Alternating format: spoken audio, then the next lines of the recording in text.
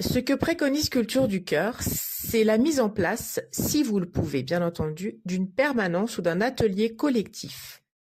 Donc ces permanences doivent être des rendez-vous réguliers, agréables. Vous pouvez par exemple organiser tous les lundis matins un petit déjeuner Culture du Cœur.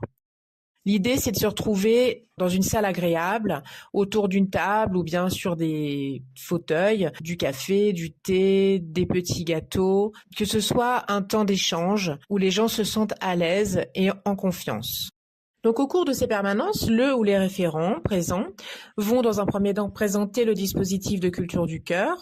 Pour mettre les personnes présentes à l'aise, vous pouvez utiliser certains outils de médiation comme des jeux. Et l'idée sera ensuite de présenter, idéalement sur un grand écran, les sorties proposées par Culture du Cœur. Mais cette permanence permet d'aller bien au-delà d'une simple billetterie. Il y a toutes les discussions qu'il peut y avoir. Certains voudront parler de leur propre culture, d'autres voudront parler de sorties qu'ils ont déjà faites, peut-être donner l'envie aux autres.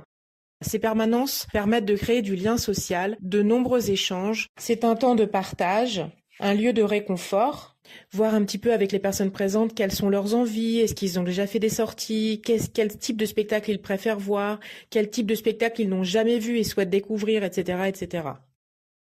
Dans l'idéal, une permanence collective dure entre 2 et 3 heures. Le temps de s'installer, de papoter un peu, de commencer à regarder toutes les sorties qui sont souvent présentées avec des petits teasers vidéo, de pouvoir consulter à la fois des sorties pour des mamans qui recherchent des sorties pour enfants, des seniors, des jeunes qui ne vont pas du tout vouloir voir le même type de spectacle. Ça prend du temps et ensuite il y a la réservation à prendre en compte.